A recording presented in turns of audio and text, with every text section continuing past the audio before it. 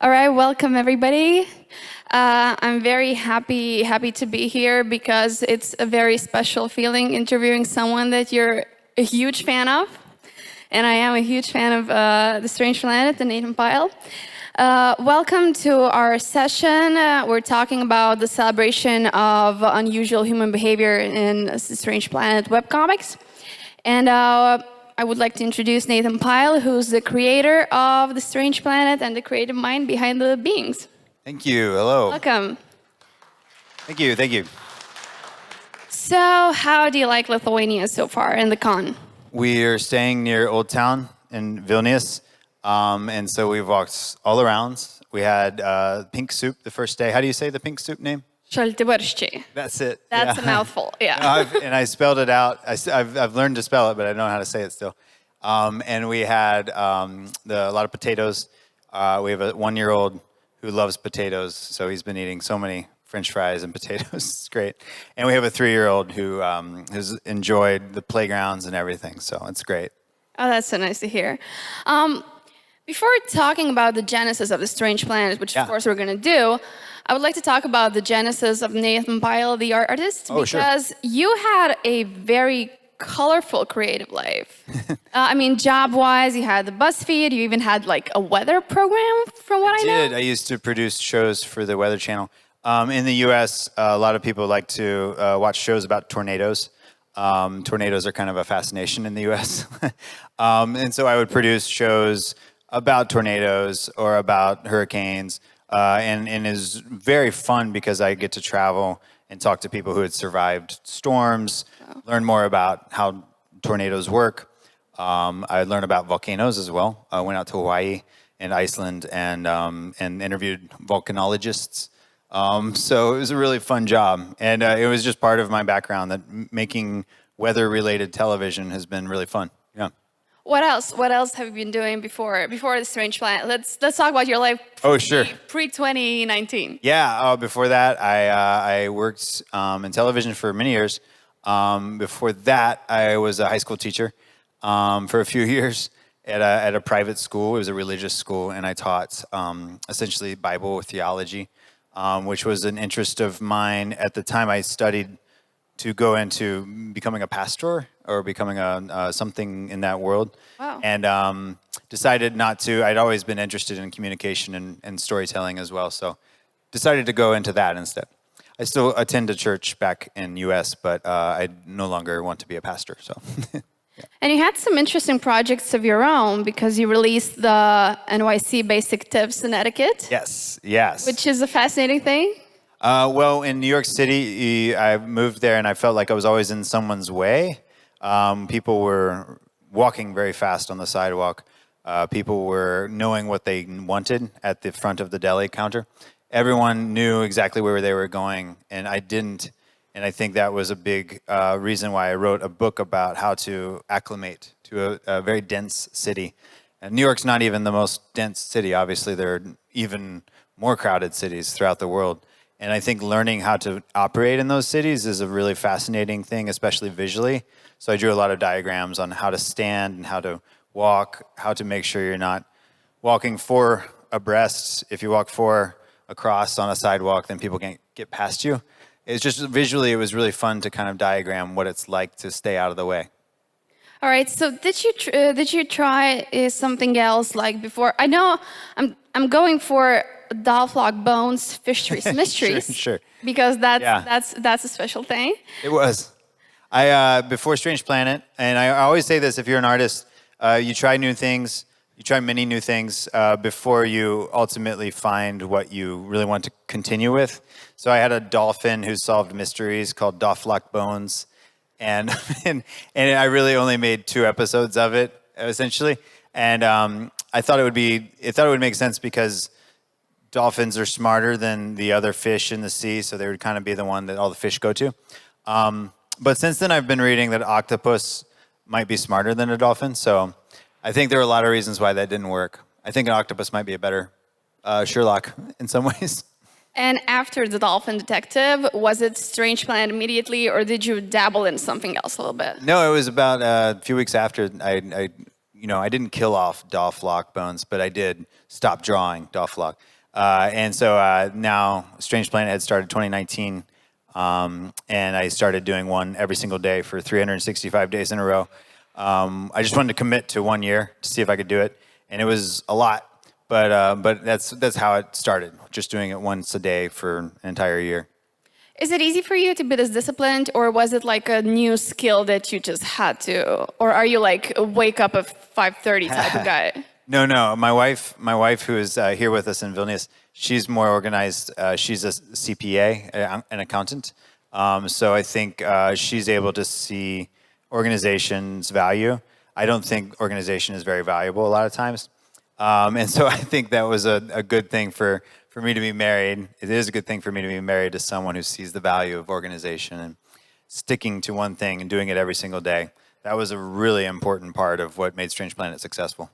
Yeah. Would it be like the one advice that you would give like to artists? Just try to be as consistent as possible? Well, I think once you've hooked an audience, I think it is important to be consistent. Hooking the audience is a completely different skill set and different effort. But once an audience is hooked and they want to see new content every day, I think the main thing is you shouldn't be afraid to post one if you don't think it's your best. And that can be really hard. But that was Brandon Stanton who told me that. He made Humans of New York, and he actually reached out. He was really kind, and he said, if you're tempted to not post a certain day because you don't feel like it's the best, just repress that, urge and go ahead and post. And he was right. All right, so I think you're probably tired of telling this story, but do tell the story, the origin story of Strange Planet. What happened? What sparked the... I was just married, and so my wife and I moved into the tiny apartment, smaller than this stage for sure. So it was a small space where we had to share a lot. And I think when you move into a space, you wonder, why do we own so many things? Why do we own this or that? And I think cleaning up for a party once, when friends were coming over, we threw our toaster into the closet because we had this very small kitchen, wanted to have food out, and it realized that would be a good comic, to have these alien-looking beings putting things away and saying, we own things, but we've hidden them. That was the first line of Strange Planet, really, and that's how it started. I knew people liked it, and I thought I could continue to do this. Obviously drawing on human experience and human tradition. But that was the first day in February of 2019, and then 365 days in a row, it became very popular, especially in the USA. But I think about 40% of our audience is outside the USA. Could you identify the point at your breakthrough moment, when everything happened? Was it very gradual, or was it like going from 1,000 to a couple million overnight? It was pretty fast, but I always say I had a couple 100,000 Instagram followers already. So I think what happened was my followers, my fans, they latched onto it, and then a lot of new people came. And I think the palette and the pastels and the colors that I chose helped to solidify, like, all right, this is a series. This is going to be every day. People latched on to that idea and they wanted to see it. They were sending them to their friends. And I think a lot of times what you have to do as an artist is identify that moment. When is the moment, and get that moment and grab it and just you work on that project. I had a lot of other projects that I put to the side at that moment, and I think that can be really hard for artists to find that skill. But I think that's what happened then. Yeah. Did you immediately have the idea what you want to do next? Like you did the books and then the TV series, but you see that it's successful and you have to do something with the momentum, right? So what was your thought process there? Well, I wanted to have fun. I think I didn't want to do anything that wasn't fun. But it was fun for my wife and me. It was our first year of marriage. It was fun for us to have some new ideas about what we wanted to do, because this obviously was creating new opportunities for us. So wanted to continue to have a normal life and not work too hard. and I think that's what we chose. A lot of times just chose the normal choice to say, all right, let's have fun with it. That first year, they invited us out to Comic Con in India, And we got to go to India, and see all these fans in India who love Strange Planet. So it was an amazing thing when you go to another country and you realize people had seen your work. It was pretty mind blowing in those moments. Yeah, Definitely. And I believe it takes a certain kind of mind to be able to defamiliarize from situations of life and to just be observant in the way that you are. Was it something that you always had, like this ability to step back and see this planet, our planet, as strange? I think many people have asked me what kind of neurodivergence I have, which I totally understand the question. I think it's possible. There's a number of the answers that could be correct, but I do think part of what helps me write is this question every morning, like, what is going to try to kill me today? How am I actually in danger? I think modern life doesn't feel very dangerous for a lot of people.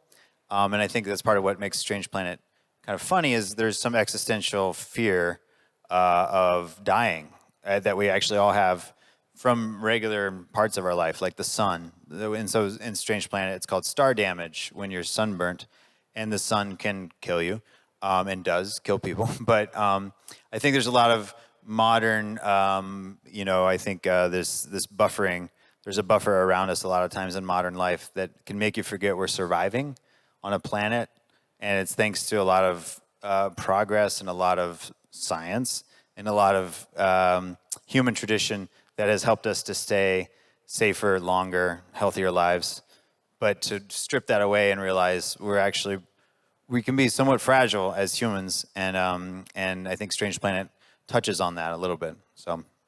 Yeah, and I think a lot of people who, our community in like Comic Cons and stuff, we live such a big part of our lives in our world, right. which is technically fictional, but it isn't exactly fictional for us.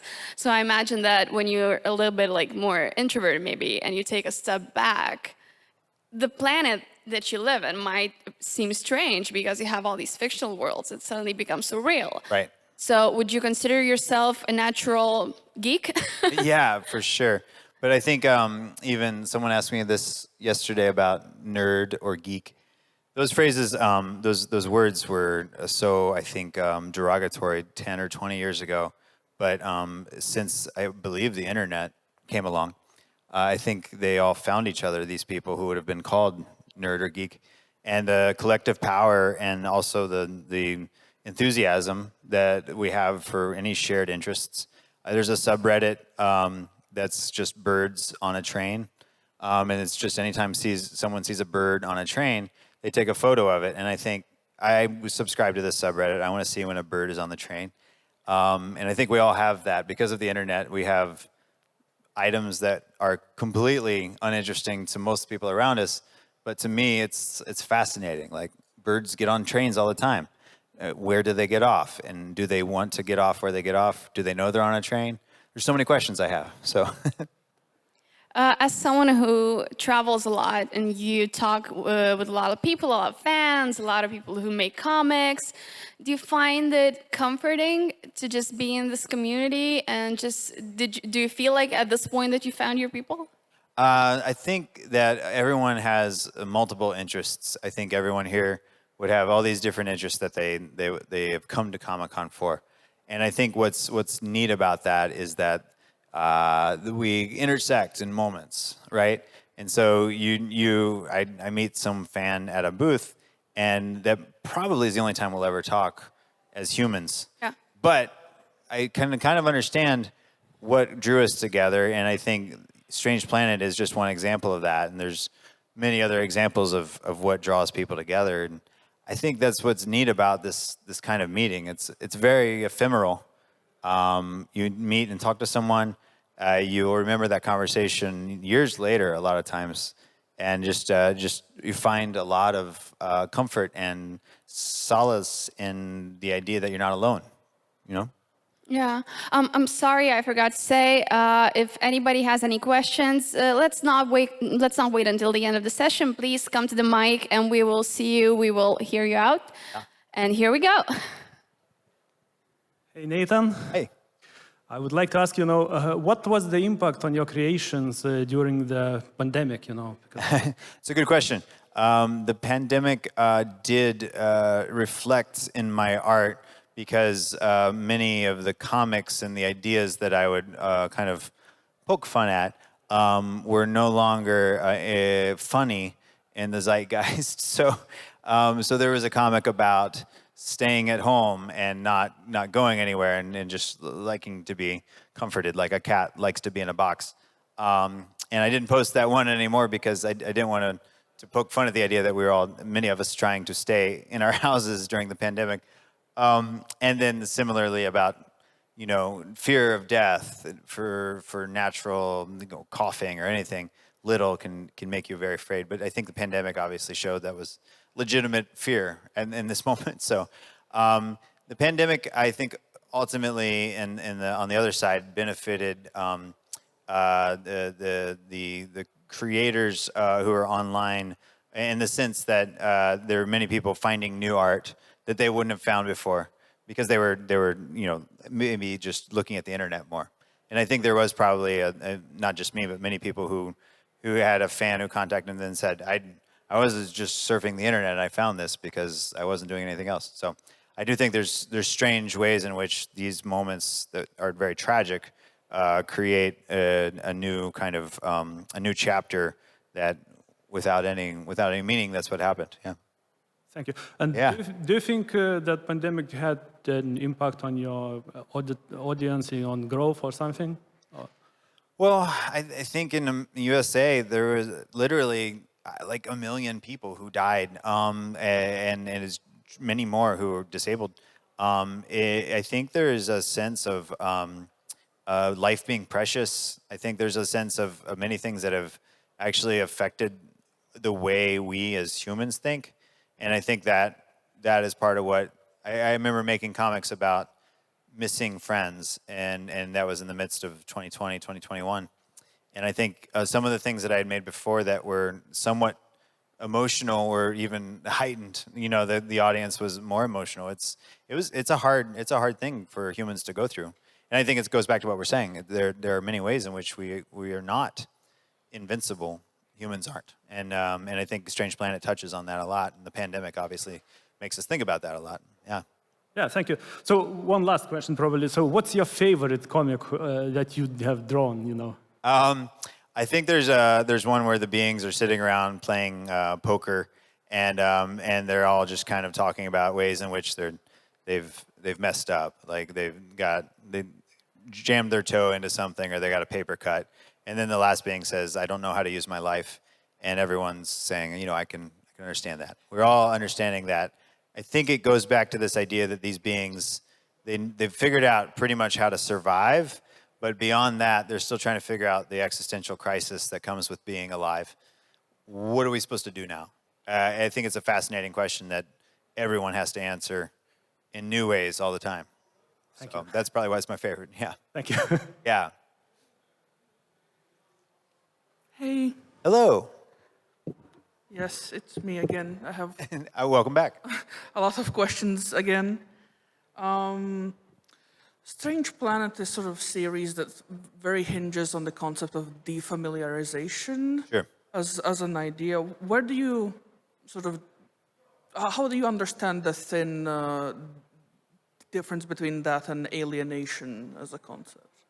Well, I think in some ways we are looking at, so there's all these defamiliarization examples that other people brought up. And there was actually something in the 1920s, 1930s called Mr. Skygack. It was a very old comic, and it was an alien drawing observations about humans. So Mr. Skygack was doing very similar things to what Strange Planet was doing. But I think what's interesting in this case is that it was bringing into this the idea of Mars. I think Mr. Skygack was from Mars. So we have this idea of what other planets are like, and we've given natural attributes to Martians. Marvin the Martian, all these famous Martians, they have a certain set of things that are intersecting. But I think when we ultimately look at defamiliarization, we're simply trying to be as objective as possible and not bring anything into it, simply describing what we are doing. So I do think there are a lot of attachments that we have to the idea of aliens, what the Martians are like, what the other beings on other planets are like. But defamiliarizing is simply trying to describe, in a way, almost like a computer would, what's happening. Yeah. Okay. I don't think I need to explain what being online does to a person, to their mental health. Sure. How do you sort of keep yourself creatively sane, I guess? Well, I would say, and I think other webcomic artists who are here might say the same, you're trying to work on the internet is a bit like setting up a desk in the middle of Disney World. It's just very distracting to work on the internet.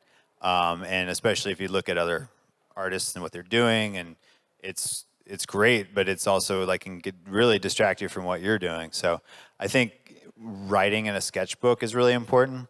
Rob doing as many Sharpie drawings as he's doing down there for Cyanide and Happiness is one of the coolest things to see digital artists drawing with real pen and paper or marker and paper.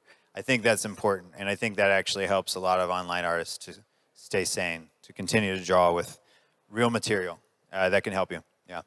That kind of leads well into the next question, which is what are sort of good habits for creative people to build, just in general, not even related to creativity? Banking your half ideas is a phrase I like to say a lot, because a lot of times my best ideas were simply one half that I had in 2020 and one half that I had in 2023. You just have a half of an idea a lot of times, and you might throw it away if you didn't realize that it could be really useful to you later. You have just half of the idea.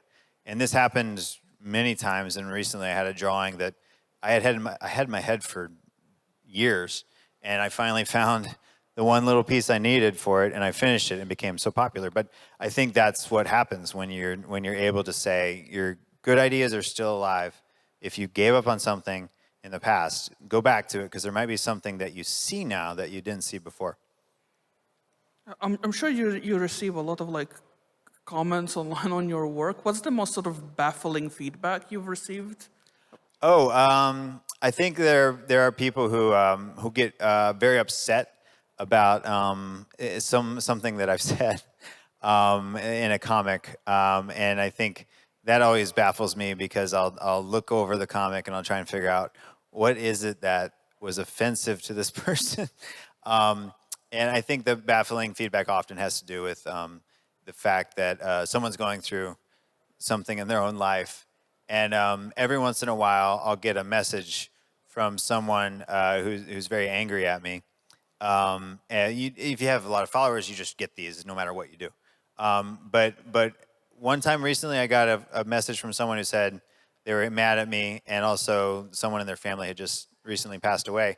And it finally clicked for me, like a lot of times people are not really mad at me, they're very sad. So they're going through something. So I think that was a really seminal moment for me, realizing a lot of the angriest people are just very sad, and something's happening in their life. That's my opinion anyway. Yeah. You speak very positively about working on Strange Planet. Are there aspects of your work that you are not fond of doing? Oh, organization, naming files. I don't like naming files, and a lot of times would just pound on the keyboard and make sure it was a new combination of letters. And my wife helped me to say that's not a very good way to organize your files, Nathan. But I think you talk to a lot of artists. That's one of the worst things when you've made something and then people ask you to give it a title. Like, I already made it. It doesn't need a title. And I think there are a lot of artists who would say that organization is probably one of the worst parts. So I know naming a file sounds very easy, but it's just a lot. At the end of the day, when you want to name a file, I don't want to name a file. To quote, we can associate. We can associate. Yes, Thank you for totally. quoting the comic, yeah. Yeah. I guess last question from me. I think part of being a creator of anything is sort of showing and like putting aspects of yourself and your identity into your work. Yeah. Sort of letting people perceive you through that. How do you, as the meme goes, cope with the mortifying ordeal of being known? Yes, right. I try to remember when I've interacted with any person who's very famous. It's always been a very short interaction. I'm not friends with very famous people really. But thinking of that person as like existing in that moment and that moment reflecting that person, I've realized is truly, it's not very fair to that person. They may have been very tired or sick or hungry or whatever. So I think a lot of ways, and the same about myself, like people who look at the comics I made or look at something I've said on the internet thinking they know me is quite silly, really. They don't know me. They've seen something I've made and they might have some sense of what kind of person I am. But I think you realize that ultimately you can't really judge someone else for this brief interaction, and no one can really judge me for the same. So I don't think I'm known. I think that's the point. I think there's a recognition when people see the little blue being, but they don't really know me very well. Yeah. Thank you. Yeah. Good questions.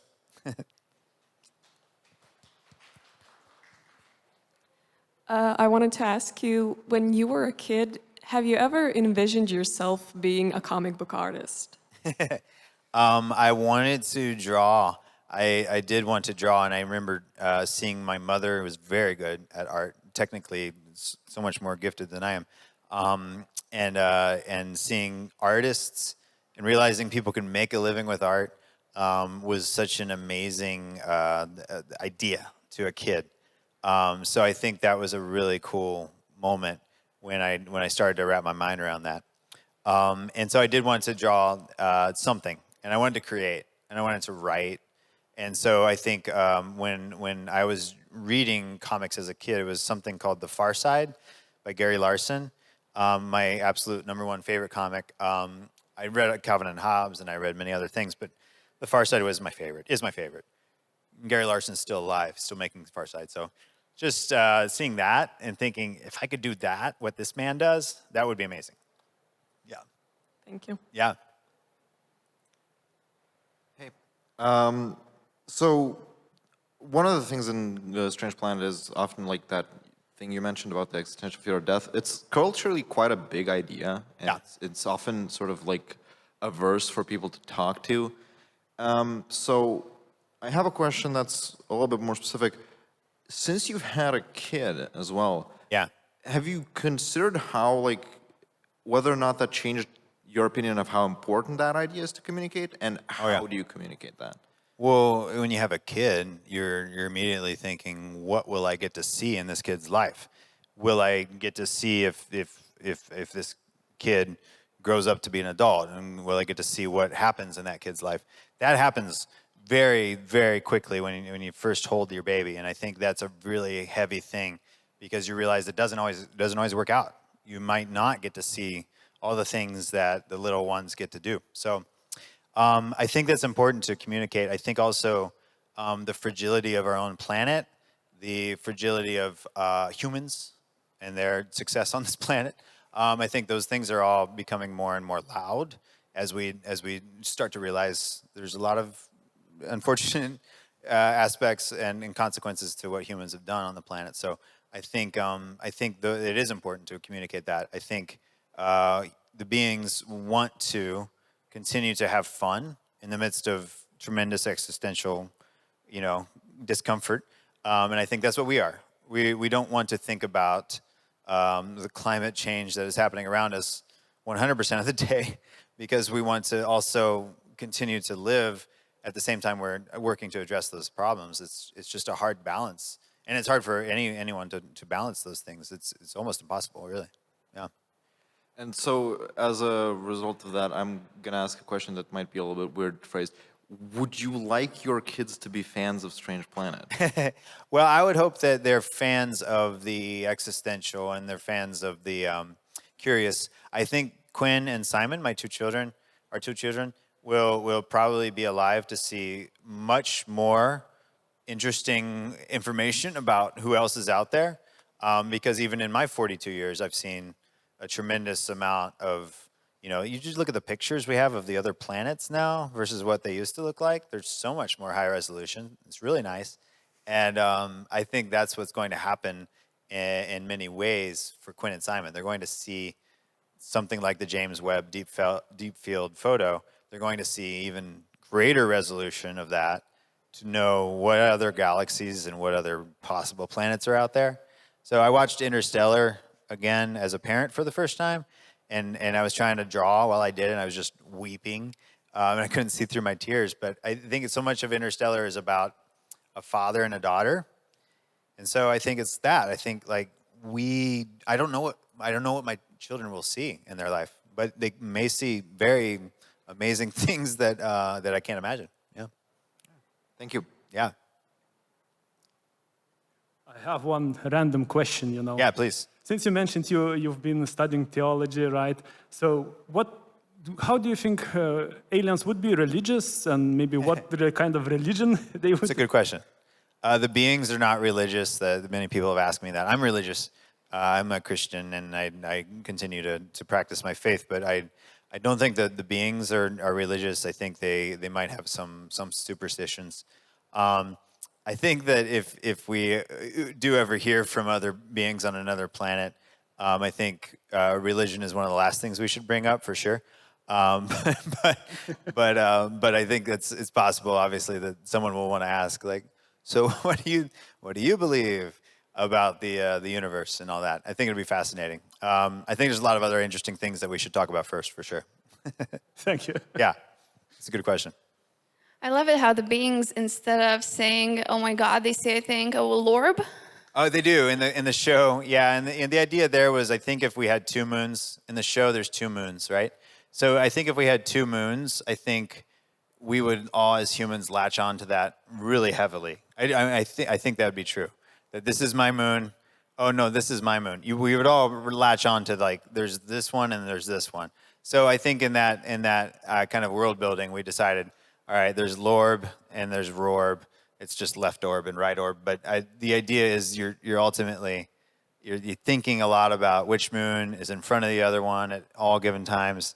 I think it would change us if we had two moons. I'm sure it would affect the tide somehow. I don't know how, but it would be really interesting. So yeah. Before moving on to the show, which we definitely will, sure. I want to ask you, do you ever find yourself trying to think like a being? Because the beings are so honest, they're so transparent, they're so honest with themselves. And you know, often when you create a character, the character might be more developed in so many ways than the author. Right. So do you ever find yourself, okay, I would like to do this, but the being would do this, and that's so much better. Do you ever? Oh, that's interesting you say that. That is true for authors. When you make a character, you're often aspirational in what you're creating. Yeah. To say, I wish I acted more like this character is a very common thing. And I think that's a really fun part of being a human who can, I can think of what the right thing to do is, but I won't do it. So I think that's part of human behavior that is very real. I do try to notice my own tendencies more, because I think the beings understand if they're hungry, then they'll start to be angry. And there's an entire commercial series in the United States about eating a candy bar and realizing you're a different person, and it just makes you a better person when you're not hungry anymore. It's a really brilliant campaign because it's very true. Yeah, okay, I didn't know if you had that commercial. We have it, yeah. Is it called Snickers here, or is it different? Okay, Snickers has made its way to Lithuania. That's good to know. You have M&Ms? Definitely. Okay, yeah, that's what I thought. I figured if you had Snickers, you must have M&Ms. It's good to know. I've had some other Lithuanian candy that's really good too. The candy market is pretty much the same. It's pretty universal. Okay, yeah. Yeah. I don't mean to assume that you don't have Snickers and M&Ms. So. All right, so let's move on to the show for a little bit. We don't have much time left, but sure. The show it's wonderful. I laughed, I cried. Oh, good. You cried. A lot, actually. You did. You actually cried. That's great. Yeah, I wept. Wow. I don't know if you wept. But... Full on. Yeah. Because some of the moments are so universal and so sensitive, and it's so different when it's animated. Good. Yeah. So tell us about the process a little bit. I mean, of course, Dan Harmon. Yeah. Right. Legend. Yeah. What was that first meeting like, and when did it happen? I had made this comic once a day for the first 6 months. And within that time, I was able to contact people in Los Angeles, people in Hollywood, and they set up a meeting with me and a handful of other people. I would go from this studio to that studio. So we sat down with Dan Harmon, and across the table from Dan, it was actually Halloween. It was October, so we started the comic in February. This was October. Dan was literally finishing his homemade robot costume as I was sitting across from him. He was just, you could tell he was just a very childlike fascination with the world and creativity. He's such a funny guy. But in the course of the meeting, I think he really went from not very much interest, zero interest maybe, to the full interest in being a part of it. And that was really fun to feel like, all right, I know how to persuade, or I feel like I've learned how to persuade someone in this meeting. So that was great. Also, it was neat because Dan taught me a lot about television. Story Circle is a big part of Dan's story writing process. And it's a kind of, I would say, a modified hero's journey. But the Story Circle for Dan is so evident in his writing that if you want to study writing and study how to make a hero's journey, how to make a story circle, just look at the plots of Community or Rick and Morty. This idea that a character wants something and goes after it and pays a price for it, and all these things that happen in the story circle, you see it in his episodes. It's really fun to see. Yeah. Was the process a little bit daunting as somebody who you probably usually work alone? You're responsible for your own ideas. You are, the king of the planet. Oh, yeah, right. So, and suddenly there's a team. There's animators. There's people, offering ideas and stuff. Did you feel protective of certain parts of your work, or were you very open, or did you feel like very understood? No, Apple is very differential. And Dan was very differential, but I do think the hardest thing as a collaboration, the hardest thing in a collaboration is there's no right answer. Like a lot of people might have a very good idea, and there's no right answer, and so that's overwhelming as a creative person to think that's a great idea. We could do it that way. That's a good idea. We could do it that way too. So that can be really hard, and you can have decision paralysis. It can have design by committee, which is kind of like we don't do anything well because we all decided to chip in on it. There's a lot of things that you can fall prey to in creating in a committee, in a process. It can be really hard, yeah. And what about the voices? Because suddenly they have voices, and now it's a whole new world. It is hard. It's hard to capture what you want perfectly, and when you're trying to write and to hear a voice. Many fans said, "Oh, I wanted them to sound more monotone," and of course I don't respond to the comment, but I do say you wouldn't want to have every character in a show sound monotone. It just wouldn't sound right. So it's an interesting thing you have to make sure that the people want to watch it for 22 minutes or 23 minutes, and having emotional sounds in their voice and having diverse cast was a big part of what we wanted. So that was really fun, and it was part of what we ended up finding. Demi Adejowibe sings the theme song and also is one of the main characters. Oh. Always a fan of his work on the internet. He's so funny, and I think that's a really fun thing when you get to have some main cast. You get to have some incredible guest stars who come in who are really fun, talented people. So it was hard to choose, and it was, again, the problem was there were too many good voices. There's so many talented people out there. You have all these amazing guest stars, of course, like Yvette Nicole Johnson, who plays Shirley in Community, which was, I think she's perfect for a life giver. Yeah, so she's perfect. great. Yeah. And you have Billie Lourd, again, who we know from Star Wars and from being the daughter of the late great Carrie Fisher, right. And Darcy Carden, who's Janet on The Good Place, right, and right. Cynthia Erivo from the upcoming Wicked. So it's a very star-studded cast. Were you not necessarily starstruck, but just somehow touched that suddenly all these amazing people are... Oh, yeah. I mean, Cynthia Erivo singing something that you helped to create, singing and saying things that you helped create is a lot. But I think part of what you realize as well is that all these people are total professionals who may not have ever heard of Strange Planet. That's the case in some of these, so people hadn't heard of it. And yet they immediately snap into it. And that's what makes those great actors great. They look at something on a page and they say immediately, I get it. and they go, and they know what to do. And it's so neat when you meet talented people because they are so good at something that you don't understand at all. Acting is just so foreign to me, but they're so good at it. And I mentioned some of the voice actors who are just perennial voice actors who have been in things for decades. Seeing them and the way they can change their voices, seeing them completely become different people, it's so fun to watch. Definitely.